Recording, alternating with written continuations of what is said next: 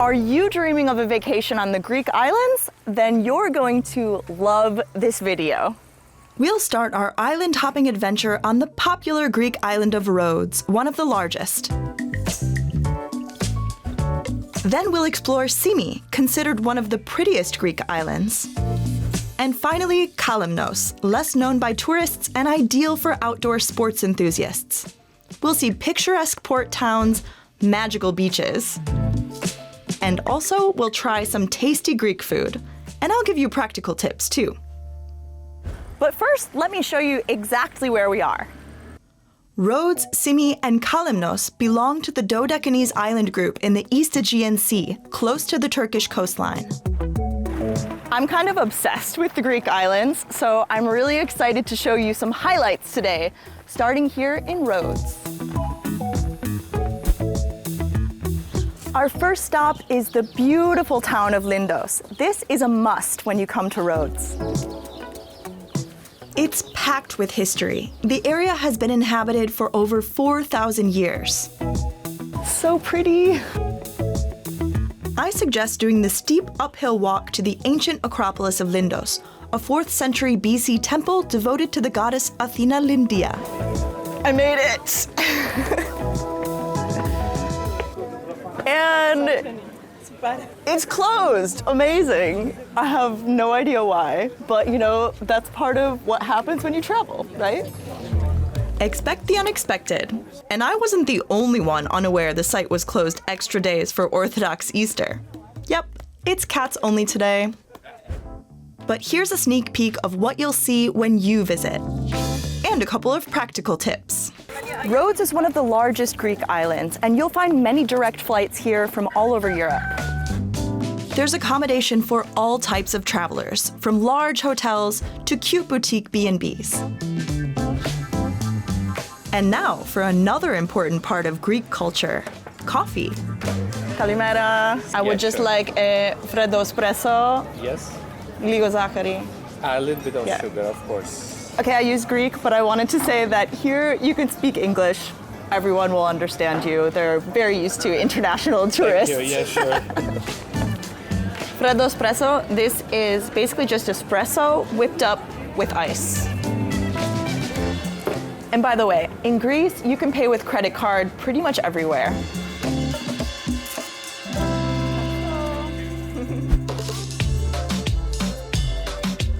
If you want to explore the island, the best way is to rent a car. There's also a public bus system connecting some key locations. And when you think about Greek islands, you probably think about incredible beaches, right? Beach lovers have lots of choices in Rhodes, especially on the island's east coast. I'm here right now at Sambika Beach. Greek law requires that every beach must have an area without sunbeds, so you'll always find space if you don't want to rent anything. But renting a set of sunbeds and an umbrella typically costs around 15 to 20 euros per day. Next up, the city of Rhodes, split into the old and new towns. In the new town, you'll find typical city amenities and shopping streets. My favorite place on the island is the Old Town. Ta-da! It's also one of the best preserved medieval cities in Europe. The fortifications and the Grand Master's Palace were built by the Knights of St. John, or the Knights Hospitaller, in the 14th century. Sokratos is the old town's main street, and it can get crowded. And one of my top tips for any popular tourist destination, like Rhodes, is to get off the busy streets and explore the little side streets. Just make sure you do it quietly because people live here.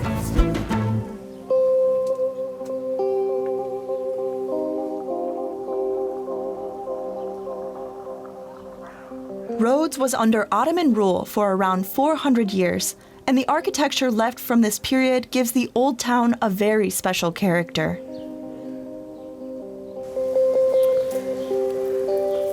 So nice. The colorful Mosque of Suleiman dates from the 16th century. Rhodes really has it all, from layers of history to incredible beaches. So magical. And our adventure is not over yet because tomorrow we are doing some island hopping. Next up, the island of Symi. I'm loving Symi already. You can get here with a 60 to 90 minute boat ride from Rhodes. Here we go. I'm really excited to be here. Symi is considered one of the most beautiful Greek islands. It's small, a little bit more upscale, and as you can see, very charming.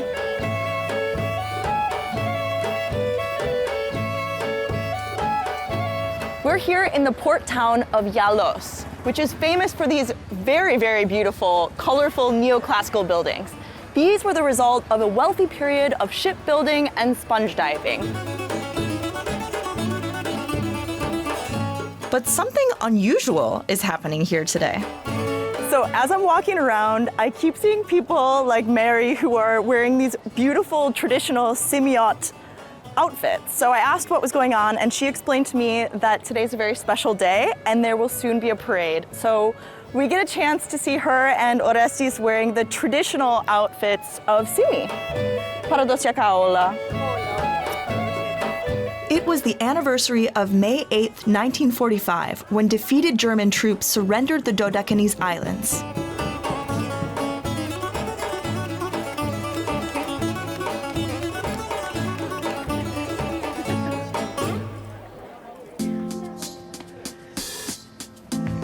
And when you're here, check out the Kalistrata. This is a road with about 500 steps that used to connect the villages of Yalos with Chorio.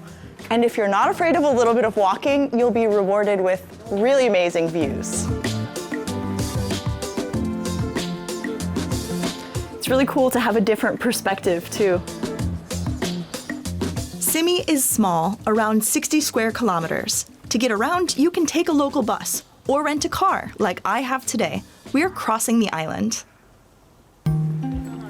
So we made it to the opposite end of the island, to Panormitis Monastery, and really it's very beautiful. The ornate buildings here now were constructed in the 18th century. Nowadays, it's an important pilgrimage site for Orthodox Christians, right here on this beautiful bay. And speaking of water, I'm ready to try some seafood. Seafood in Greece can be amazing, and I always recommend when you're sitting down to eat, you're talking to the waiter, ask them what has been caught fresh. Always eat fresh whenever you can. So I've ordered the Symi shrimps, which by the way, I was told you eat them whole. Really good, crispy, and octopus, and of course a Greek salad. After lunch, let's head to the beach. Most beaches in Symi are only accessible via boat, but not Marathouda Beach. If you love a calm island that's full of beauty, Symi is the place for you. I really love having the opportunity to be one of the only people on a beach. And that concludes our mini tour of Symi. I hope you got a taste of what this island has to offer, and soon we have our next stop. The island of Kalymnos. This rugged island probably isn't on your radar, but it should be. It's a great place if you enjoy being in nature, and it's one of the world's top climbing destinations. The west side of the island is where most tourists stay. And to see what it's all about, I hop on an e-bike with Michalis, who runs an adventure tourism company. The island's climbing routes are known for being easily accessible, so we get up close to take a better look. Where it's the second most popular climbing destination, rock climbing destination in the world, after Yosemite National Park in the United States. Wow, incredible. So climbers know Kalymnos. Yes, there are two kinds of climbers. The ones that have already been and the ones that they wish to come. It only became a climbing destination a couple decades ago. One of the main landmarks is the Grande Grotta Cave. What outdoor activities can you do in Kalymnos? Well, this is endless, but Yeah. let's start from what was here before climbing, which is diving. The history of this place is about sponge diving, so it's a wonderful place for somebody to dive recreationally. The landscape is about hiking. There is many caves. We're a Greek island. You can do boat cruises. We do yoga classes, herbal walks, as you see. The landscape of Kalymnos is full of herbs. This is sage. It smells So amazing. Oregano. Wow, there's so much to do. But I also want to check out the port town of Pothia. This is the island's main town, and it's also where the ferries arrive. You can take a boat from nearby islands like Kos and Rhodes, or a flight from Athens. It's not your typical tourist town. Kalymnos is home to many locals who certainly have stories to tell. People of Kalymnos have long relied on the sea, whether via fishing or sponge diving, like this guy. And I want to learn more about that. Let's go. I meet Kalliopi, whose family has been in the sponge exporting business for 3 generations.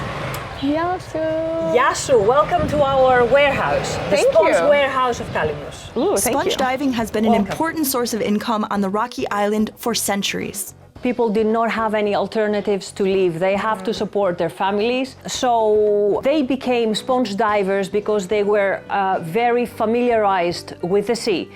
The divers risked their lives. In the beginning, they were diving naked. Then they started diving with wetsuits. Nowadays, is safer. After being harvested, the sponges are prepared for sale. It's actually a sponge. It's not a plant, but it's an animal. And they are very, very strong and very good to use for your body. And there's one last place I'd like to see today. Quick stop here in Vathi, this very cute little port town, and these rock formations have caused this area to be referred to as a fjord. It's honestly really stunning. It looks really idyllic from down here. But my favorite view is from up here. That's amazing. And this is where we end our Greek island hopping adventure. So I hope you had a great time. Which island did you like best? And which one would you like to spend your vacation on? Let us know.